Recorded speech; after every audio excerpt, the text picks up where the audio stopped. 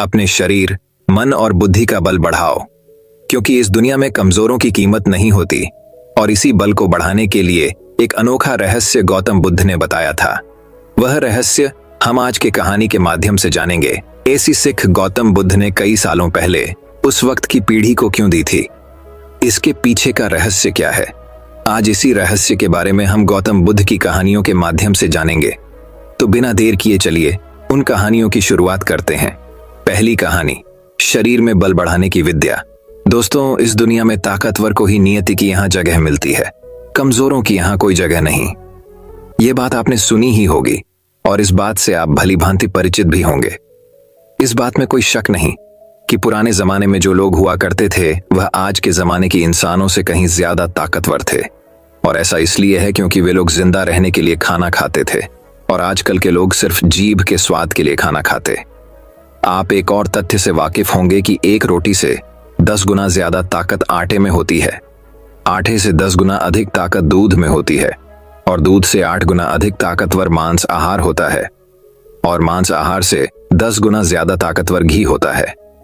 लेकिन यदि आप आज के समय पर देखेंगे, यदि किसी व्यक्ति को घी खाने के लिए दिया जाए तो वो ज्यादा से ज्यादा 1 चम्मच ही उसका सेवन कर सकता है, उसके ऊपर वो नहीं खा पाएगा।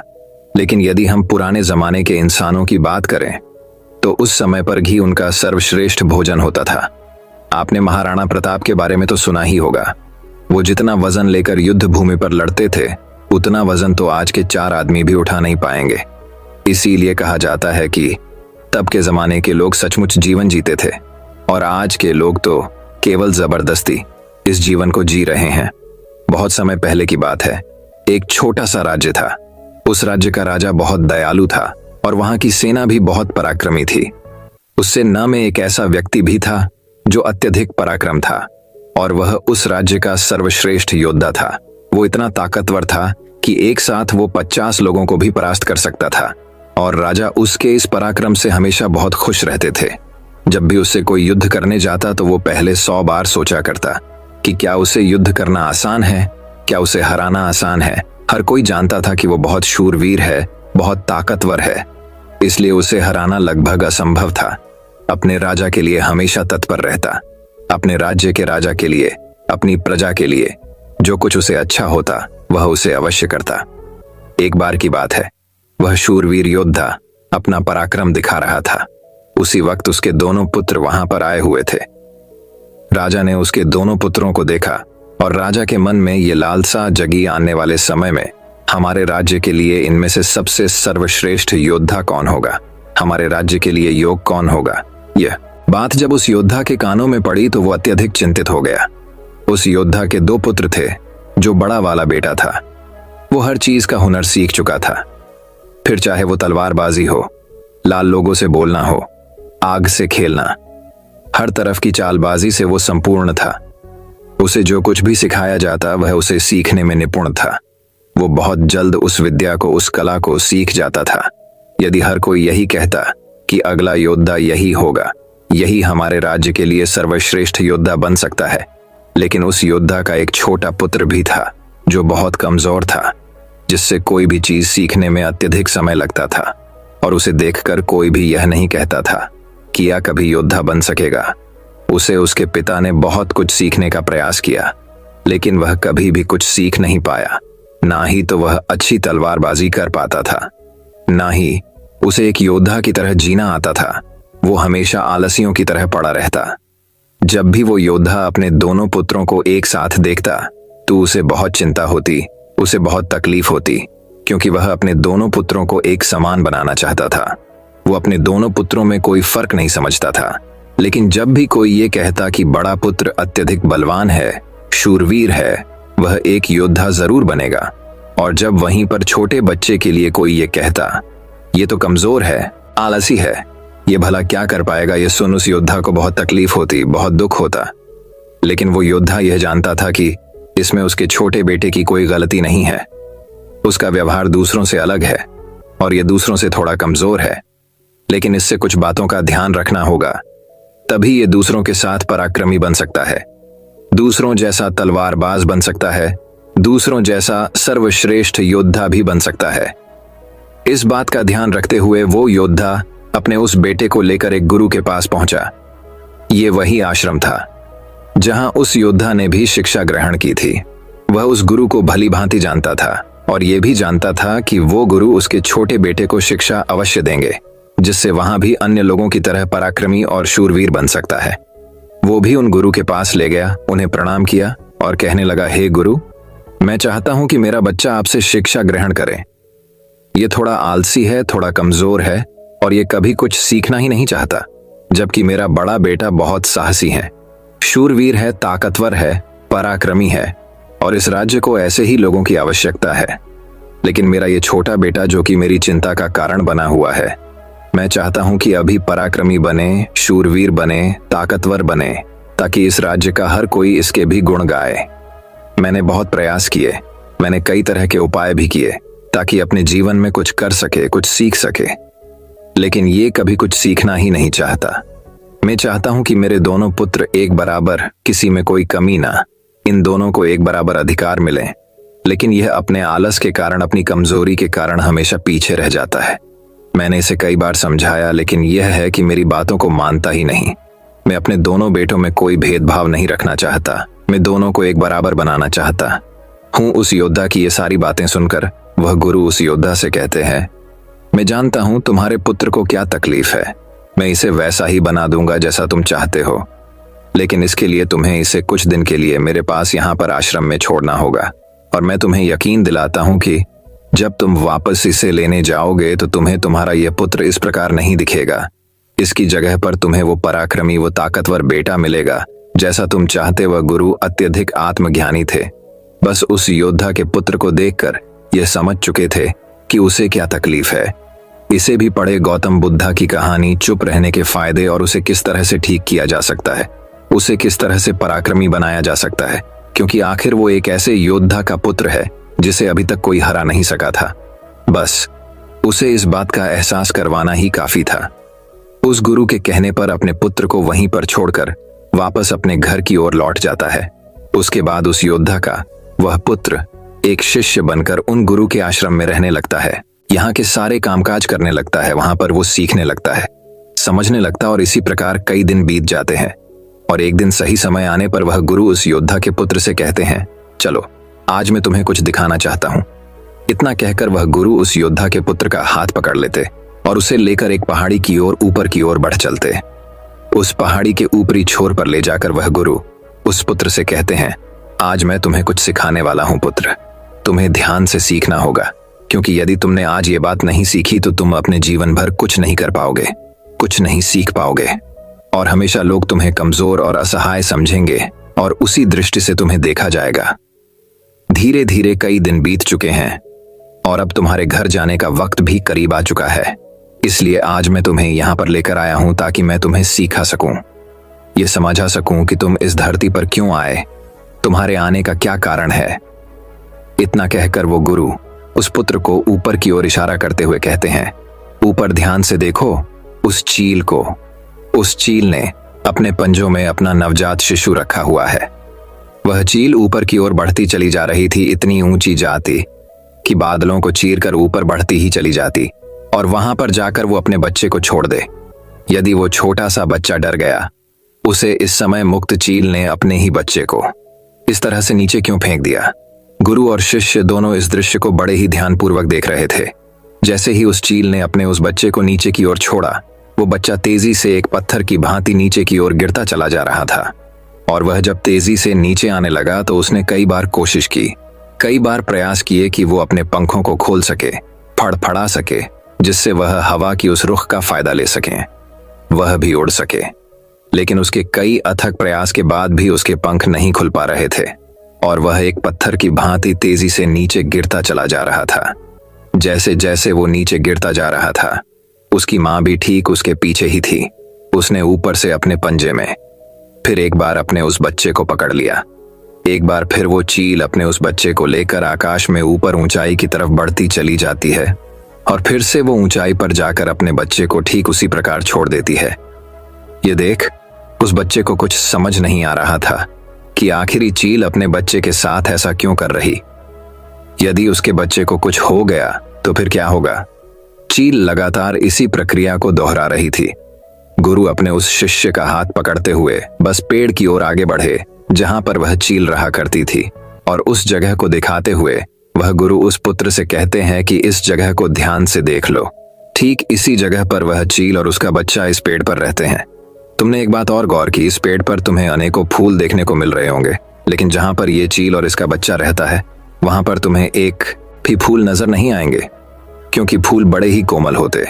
और वह चील चाहती तो इन फूलों को अपने साथ जहां पर रहती है उसे रख सकती थी, लेकिन वह जानती है कि फूलों में रहकर उसका बच्चा एक पक्षी बनेगा, लेकिन जब वह कांटों वाले घोंसले में रहेगा तभी एक चील बन पाएगा। और एक चील के बच्चे को हर तरह की यातनाएं बचपन से ही सहनी पड़ती है ताकि वन्य पक्षियों की तरह कोमल न बने, क्योंकि वह एक चील का पुत्र है और उसे चील की तरह अपना जीवन व्यतीत करना है। यदि वो बाकी पक्षियों की तरह बनेगा तो उसमें चील वाले वो स्वभाव नहीं होंगे और ना ही उसे कोई चील का पुत्र कह सकेगा। ठीक इसी प्रकार तुम भी एक शूरवीर योद्धा के पुत्र हो। यदि तुम चाहो तो अन्य लोगों की तरह अपना जीवन व्यतीत कर सकते हो, तुम फूलों का आनंद ले सकते हैं, लेकिन तुम एक योद्धा के पुत्र हो, इसलिए तुम्हें भी कांटों की राहों पर चलना ही होगा। इन कांटों की राह पर चलकर ही तुम अपने आप को मजबूत बना पाओगे, अपने आप को शूरवीर और पराक्रमी बना सकोगे। ठीक वैसा ही ये चील भी कर रही है। वह भी अपने पुत्र को पराक्रमी और शूरवीर बना रही है। वो अपने बच्चे को उड़ान भरना सिखा रही है।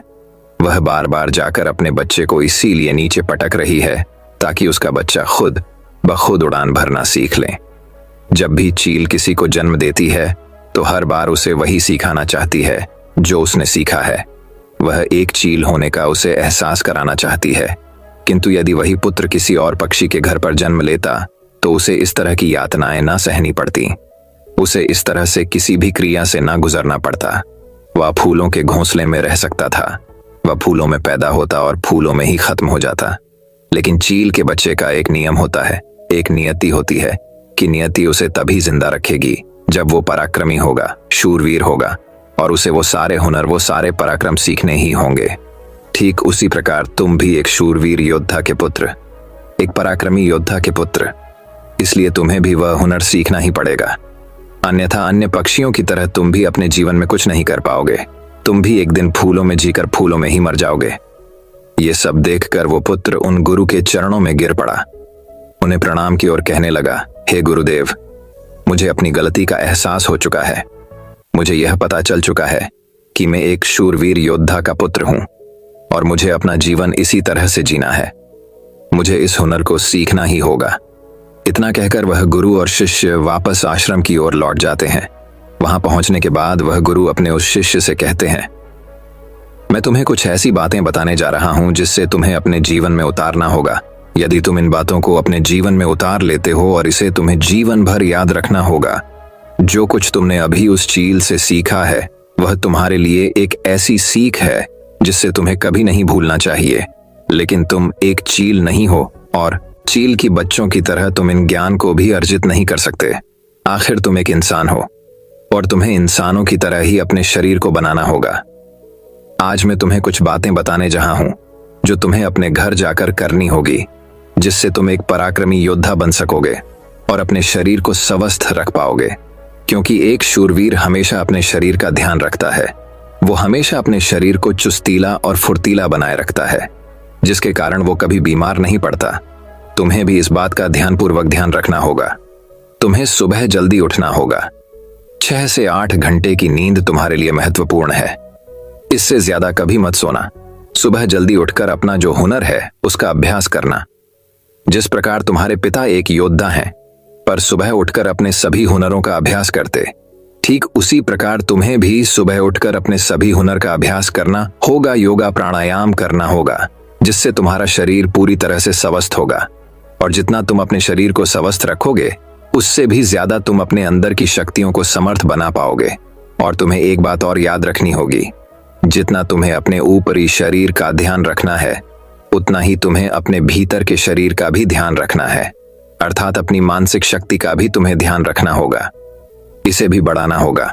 और ये मानसिक शक्ति तुम्हें ध्यान से मिलेगी, इसलिए हमेशा ध्यान करना, हमेशा सुबह उठकर प्राणायाम करना, हमेशा सुबह उठकर योगा करना। ये तुम्हें मजबूती प्रदान करेंगे। और यदि इसके बाद भी तुम सुबह जल्दी नहीं उठ पाते, तुम इस आदत को नहीं अपना पाते, तो मेरा एक और सबक याद रखना। जिस दिन तुम उठने में लेट हो जाओ, अर्थात जितना समय तुम देरी से उठो, अपने शरीर पर उतने ही कोड़े मरवाना। जब तुम ये क्रिया 4 से 5 दिन करोगे तो तुम खुद ही अपने आप में वो बदलाव देख पाओगे कि तुम अपने आप ही अपने समय पर उठना शुरू कर पाओगे। दूसरी बात जो तुम्हें हमेशा ध्यान रखनी है कि तुम्हें हमेशा स्वादिष्ट और स्वस्थ खाना ही खाना है। ऐसी चीजें कभी मत खाना जो तुम्हारे शरीर को नुकसान पहुंचाती है। हमेशा तुम स्वस्थ खाना ही खाना, जैसे हरी सब्जियां, फल, दूध, दही। तुम भोजन अपने शरीर के लिए करना, ना कि अपनी जीभ के लिए, ना ही स्वाद के लिए। अगली बात, वो गुरु अपने शिष्य से कहते हैं कि जब भी तुम्हारे मन में कोई चिंता हो, कोई ऐसा विषय हो जिसे लेकर तुम बहुत चिंतित हो, तो ऐसी बात अपने घर परिवार में अवश्य बताना। यदि तुम इन बातों को अपने मन में रखते हो तो ये बातें तुम्हें मन ही मन कमजोर बनाती चली जाएगी। शरीर को अंदर से साफ करने का एक अचूक तरीका, ये चिंता तुम्हें अंदर ही अंदर खाती चली जाएगी और तुम खोखले होते चले जाओगे। और याद रखना, जब हमारा मन बीमार पड़ता है तो वो हमारे शरीर को भी बीमार कर देता है। इसलिए कोई भी बात कभी छुपा कर मत रखना। हर बात अपने घर वालों और अपने परिवार को अवश्य बताना आगे। वह गुरु अपने उस शिष्य से कहते हैं, हमेशा सकारात्मक सोच रखना, कभी भी नकारात्मक विचार अपने दिमाग में आने गत देना। सबके जीवन में उतार और चढ़ाव तो आते ही रहते हैं। सभी के जीवन में सुख और दुख लगा ही रहता है, कभी अच्छा तो कभी बुरा। जीवन इसी प्रकार चलता है। तुम्हारे जीवन में समय चाहे कैसा भी क्यों ना आए, लेकिन तुम्हें हमेशा एक सकारात्मक सोच ही अपनानी है, जिससे तुम अपने जीवन में आने वाली कठिन से कठिन परिस्थितियों का सामना हंसते हुए और बड़ी ही सरलता से उसका सामना कर सको और जीवन में आगे बढ़ पाओगे। अगली बात जो तुम्हें याद रखनी चाहिए, क्यों तुम्हें हमेशा मुस्कुराते रहना है, क्योंकि एक योद्धा यदि चिंतित हो तो उसका राज्य भी चिंतित हो सकता है। और तुम्हारी मुस्कुराहट से ही सबको ताकत मिलती है। तुम एक शूरवीर योद्धा के पुत्र, तुम्हारी हंसी तुम्हारे चेहरे से अलग नहीं होनी चाहिए। तुम्हारा मुस्कुराते रहना ही तुम्हारे और तुम्हारे राज्य के लिए उचित है, और ये तुम्हारे राज्य को एक सकारात्मक ऊर्जा प्रदान करता है। और तुम्हारा मुस्कुराते रहना तुम्हारे लिए भी अच्छा है, ये तुम्हारे भीतर सकारात्मक ऊर्जा का प्रवाह करता है।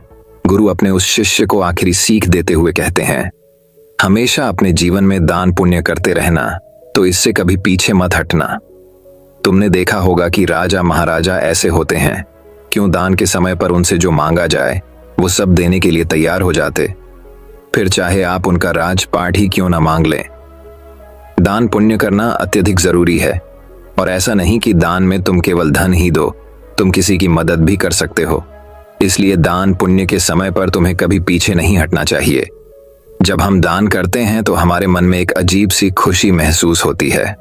हमारा मन बहुत खुश होता है, हम बहुत अच्छा महसूस करते हैं, और ये खुशी हमारे शरीर को और भी ज्यादा मजबूत बनाती है। लोगों में यह गलत धारणा है कि जब हम दान करते हैं तो हमारी संपत्ति घटती है, लेकिन ऐसा नहीं है। जब हम दान करते हैं तो इससे हमारी संपत्ति घटती नहीं, बल्कि बढ़ती चली जाती है। इसलिए दान करने से कभी पीछे मत हटना। जब भी तुम्हें मौका मिले, जैसा भी तुम्हें मौका मिले, तुम दान अवश्य करना। इतना कहकर गुरुवर शांत हो गए और शिष्य उन गुरु के चरणों में प्रणाम करके उनसे कहता है, हे गुरु, आपने जो मुझे शिक्षा दी है, ये शिक्षा मैं अपने जीवन भर याद रखूंगा, इसे मैं कभी भुला नहीं पाऊंगा। हे गुरु, अब मुझे आज्ञा दीजिए, मैं अपने घर जाना चाहता हूँ, अपने पिता की तरह एक पराक्रमी योद्धा बनना चाहता हूँ। इतना कहकर वह शांत हो जाता है और गुरु उसे आशीर्वाद देते हुए उस शिष्य को उसके घर जाने की आज्ञा प्रदान करते हैं।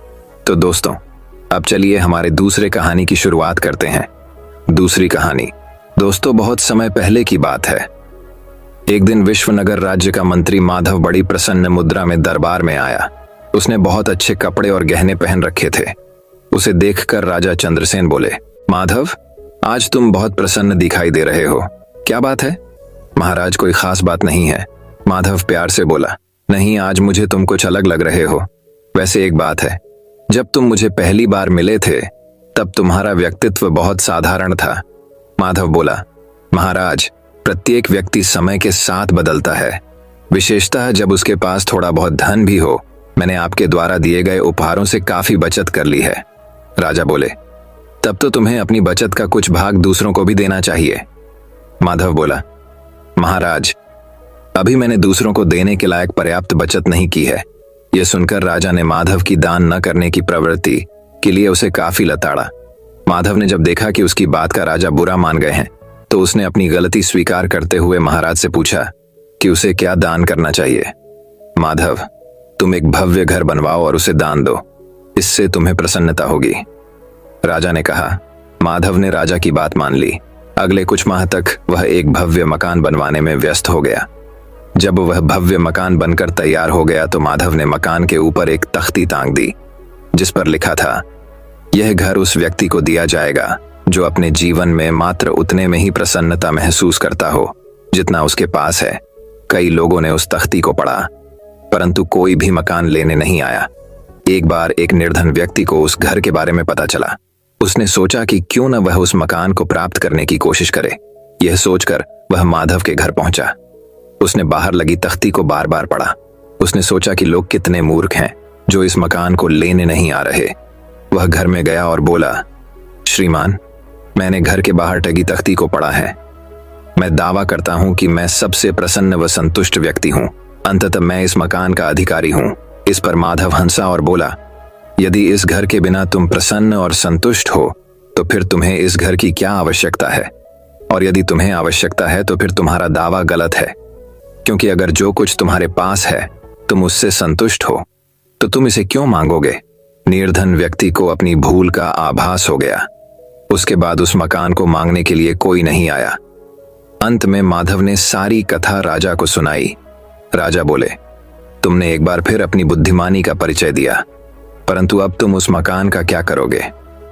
दोस्तों, इस कहानी से हमें यह सीख मिलती है कि हमारे पास जो है उसमें हमें संतुष्ट रहना चाहिए और ज्यादा पाने की लालच में हम जो है वह भी गवा देते हैं। तो दोस्तों, चलिए अब हमारे तीसरी कहानी की शुरुआत करते हैं। तीसरी कहानी। दोस्तों, बहुत समय पहले की बात है।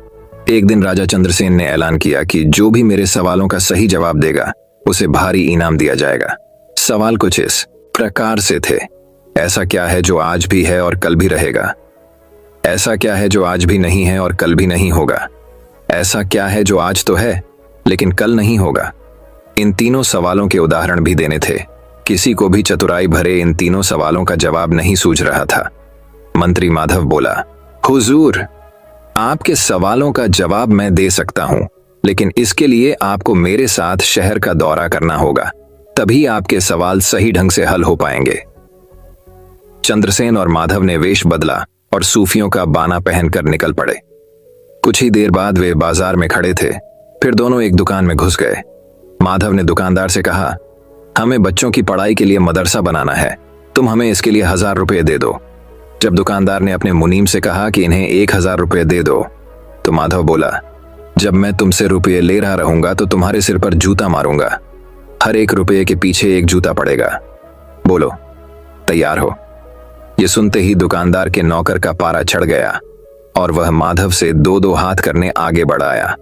लेकिन दुकानदार ने नौकर को शांत करते हुए कहा, मैं तैयार हूं, लेकिन मेरी एक शर्त है। मुझे विश्वास दिलाना होगा कि मेरा पैसा इसी नेक काम पर खर्च होगा। ऐसा कहते हुए दुकानदार ने सिर झुका दिया और बीरबल से बोला कि जूता मारना शुरू करें। तब माधव व चंद्रसेन बिना कुछ कहे सुने दुकान से बाहर निकल आए। दोनों चुपचाप चले जा रहे थे कि तभी बीरबल ने मौन तोड़ा। माधव, दुकान में जो कुछ हुआ उसका मतलब है कि दुकानदार के पास आज पैसा है और उस पैसे को नेक कामों में लगाने की नीयत भी, जो उसे आने वाले कल भविष्य में नाम देगी। इसका एक मतलब यह भी है कि अपने नेक कामों से वह पुण्य कमाएंगे। आप इसे यूं भी कह सकते हैं कि जो कुछ उसके पास आज है कल भी उसके साथ होगा। यह आपके पहले सवाल का जवाब है। फिर वे चलते हुए एक भिखारी के पास पहुंचे। उन्होंने देखा कि एक आदमी उसे कुछ खाने को दे रहा है और वह खाने का सामान उस भिखारी की जरूरत से कहीं ज्यादा है। तब माधव उस भिखारी से बोला, हम भूखे हैं, कुछ हमें भी दे दो खाने को। यह सुनकर भिखारी बरस पड़ा, भागो यहां से, जाने कहां से आ जाते हैं मांगने। तब माधव राजा से बोला, यह रहा हुजूर आपके दूसरे सवाल का जवाब। यह भिखारी ईश्वर को खुश करना नहीं जानता, इसका मतलब यह है कि जो कुछ इसके पास आज है वो कल नहीं होगा। दोनों फिर आगे बढ़ गए। उन्होंने देखा कि एक तपस्वी पेड़ के नीचे तपस्या कर रहा है। माधव ने पास जाकर उसके सामने कुछ पैसे रखे।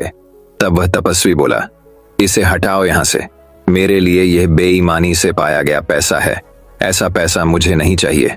अब माधव बोला, हुजूर, इसका मतलब यह हुआ कि अभी तो नहीं है, लेकिन बाद में हो सकता है। आज यह तपस्वी सभी सुखों को नकार रहा है, लेकिन कल यही सब सुख इसके पास होंगे। और हुजूर, चौथी मिसाल आप खुद है। पिछले जन्म में आपने शुभ कर्म किए थे, जो यह जीवन आप शानो शौकत के साथ बिता रहे हैं। किसी चीज की कोई कमी नहीं। यदि आपने इसी तरह ईमानदारी और न्यायप्रियता से राज करना जारी रखा तो कोई कारण नहीं कि यह सब कुछ कल भी आपके पास न हो। लेकिन यह न भूलें कि यदि आप राह भटक गए तो कुछ साथ नहीं रहेगा। अपने सवालों के बुद्धिमत्तापूर्ण चतुराई भरे जवाब सुनकर राजा चंद्रसेन बेहद खुश हुए।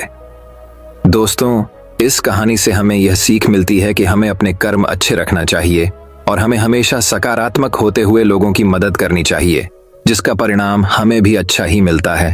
तो जीवन में सभी लोगों की मदद करना हमारा कर्तव्य है। दोस्तों, एक और कहानी की शुरुआत कुछ इस प्रकार होती है। शाम ढलने को थी। सभी आगंतुक धीरे धीरे अपने घरों को लौटने लगे थे। तभी माधव ने देखा कि एक मोटा सा आदमी शर्माता हुआ चुपचाप एक कोने में खड़ा है। माधव उसके निकट आता हुआ बोला, लगता है तुम कुछ कहना चाहते हो, बेहिचक कह डालो जो कहना है। मुझे बताओ, तुम्हारी क्या समस्या है? वह मोटा व्यक्ति सकुचाता हुआ बोला, मेरी समस्या यह है कि मैं पढ़ा लिखा नहीं हूं। मैंने अपनी शिक्षा पर ध्यान नहीं दिया, जिसका मुझे खेद है। मैं भी समाज में सिर उठाकर सम्मान से जीना चाहता हूं, पर अब नहीं लगता है ऐसा कभी नहीं हो पाएगा। माधव ने कहा, नहीं, कोई देर नहीं, ऐसा जरूर होगा। यदि तुम हिम्मत ना हारो और परिश्रम करो, तुम्हें भी योग्यता है, लेकिन ज्ञान पाने में तो सालों लग जाएंगे। मोटे आदमी ने कहा, मैं इतना इंतजार नहीं कर सकता। मैं तो यह जानना चाहता हूं कि क्या कोई ऐसा तरीका है कि चुटकी बजाते ही प्रसिद्धि मिल जाए। प्रसिद्धि पाने का ऐसा आसान रास्ता तो कोई नहीं है। माधव बोला, यदि तुम वास्तव में योग्य और प्रसिद्ध कहलवाना चाहते हो तो मेहनत तो करनी ही होगी, वह भी कुछ समय के लिए। यह सुनकर मोटा आदमी सोच में डूब गया। नहीं, मुझ में इतना धैर्य नहीं है। मोटे आदमी ने कहा, मैं तो तुरंत ही प्रसिद्धि पाकर पंडित जी कहलवाना चाहता हूं। ठीक है, माधव बोला, इसके लिए तो एक ही उपाय है। कल तुम बाजार में जाकर खड़े हो जाना। मेरे भेजे आदमी वहां होंगे जो तुम्हें पंडित जी कहकर पुकारेंगे। वे बार बार जोर जोर से ऐसा कहेंगे, इससे दूसरे लोगों का ध्यान इस ओर जाएगा। वे भी तुम्हें पंडित जी कहना शुरू कर देंगे। ऐसा होना स्वाभाविक भी है, लेकिन हमारा नाटक तभी सफल होगा जब तुम गुस्सा दिखाते हुए उन पर पत्थर फेंकने लगोगे या हाथ में लाठी लेकर उनको दौड़ाना होगा तुम्हें। लेकिन सतर्क रहना, गुस्से का सिर्फ दिखावा भर करना है। तुम्हें किसी को चोट नहीं पहुंचनी चाहिए। उस समय तो वह मोटा आदमी कुछ समझ नहीं पाया और घर लौट गया। अगली सुबह वह मोटा आदमी माधव के कहे अनुसार व्यस्त बाजार में जाकर खड़ा हो गया।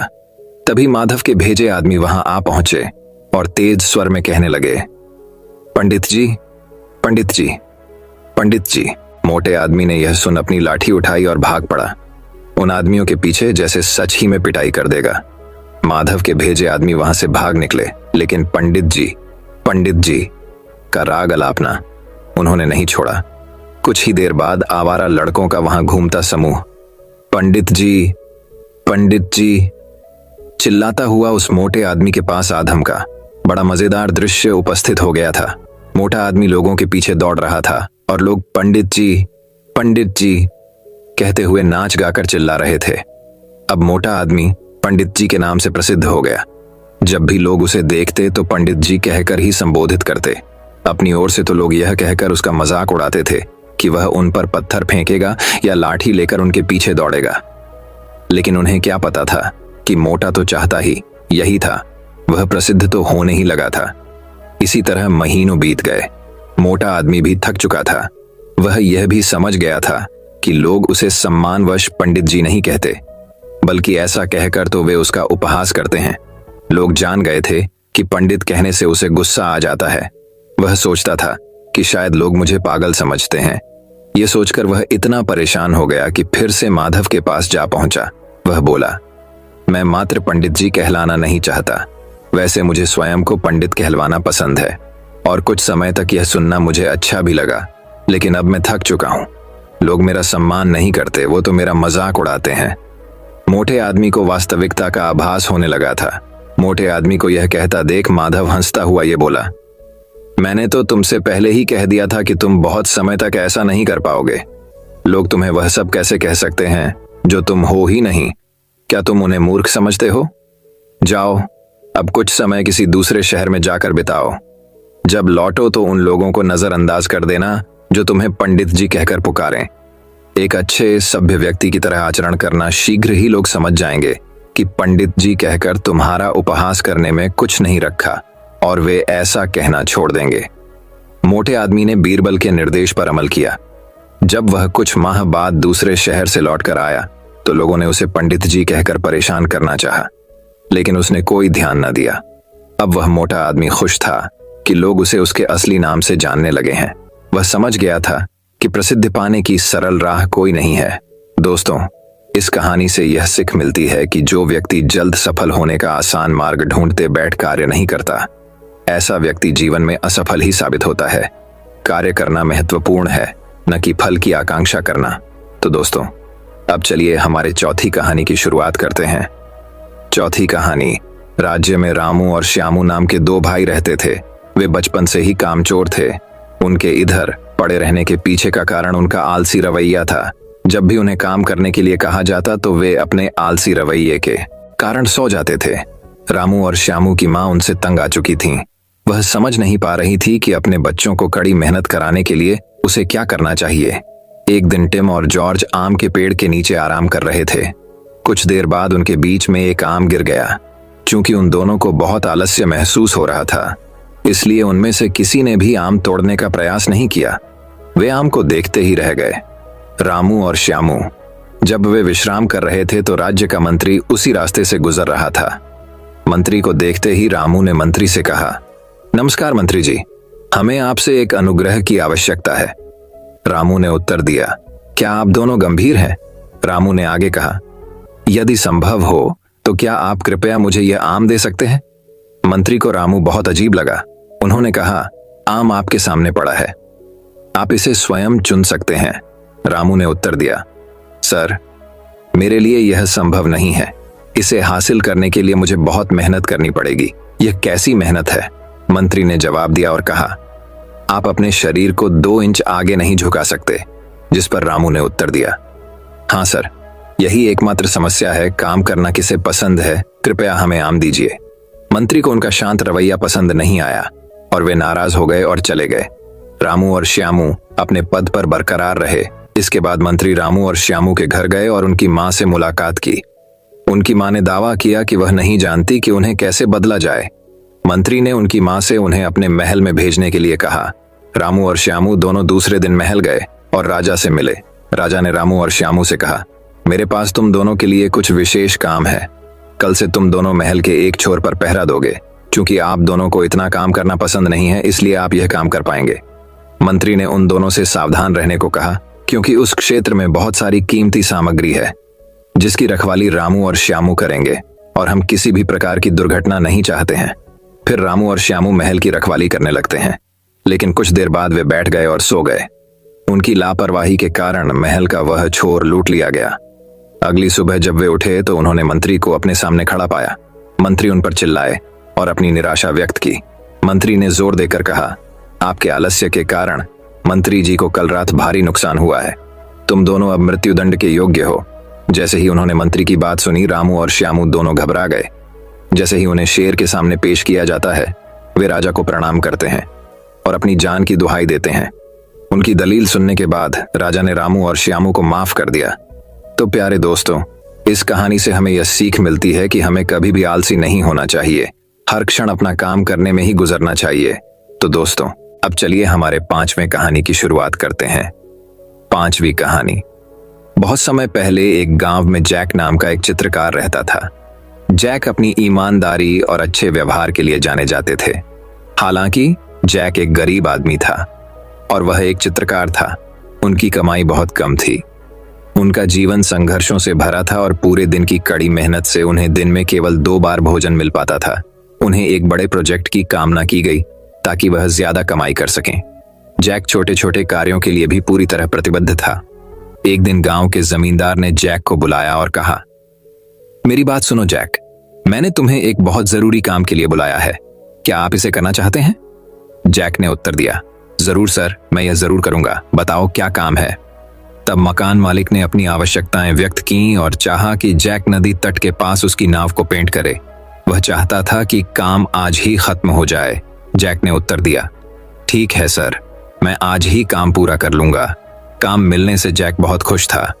बाद में मकान मालिक ने जैक से काम के लिए उसके शुल्क के बारे में पूछा तो जैक ने जवाब दिया, मैं आमतौर पर इस काम के लिए 1500 रुपये लेता हूं, बाकी आपको तय करना है। मकान मालिक ने जैक की 1500 रुपये की बात मान ली और कहा कि काम अच्छा होना चाहिए। जैक ने मकान मालिक को आश्वस्त किया और चिंता न करने को कहा। फिर मकान मालिक जैक को अपनी नाव दिखाने के लिए नदी के पास ले गया। नाव देखने के बाद जैक ने मकान मालिक से कुछ समय मांगा क्योंकि वह अपनी सामग्री और सामान लाने के लिए चला गया। जैसे ही जैक अपना सामान लेकर लौटा, उसने नाव को पेंट करना शुरू कर दिया। जब जैक नाव को पेंट कर रहा था तो उसने नाव में एक बड़ा छेद देखा। जैक ने सोचा कि अगर वह छेद को ठीक किए बिना नाव को पेंट करेगा तो नाव डूब जाएगी, और उसने पहले छेद को बंद करने और फिर अपनी पेंटिंग जारी रखने का फैसला किया। जैक ने फिर छेद को बंद कर दिया और बाद में पूरी नाव को पेंट कर दिया। फिर वह मकान मालिक के पास गया और उसे बताया कि काम खत्म हो गया है। मकान मालिक सहमत हो गया और जैक को अपने साथ नाव तक चलने के लिए कहा। वे किनारे पर पहुंचे और मकान मालिक ने नाव देखकर जैक से कहा, वाह जैक, आपने सराहनीय कार्य किया है। मुझ पर एक उपकार करो, कल सुबह मेरे पास आओ और अपनी मजदूरी ले जाओ। फिर दोनों सीधे अपने घर चले गए। एक दिन बाद मकान मालिक का परिवार उसी नाव में बैठकर घूमने गया।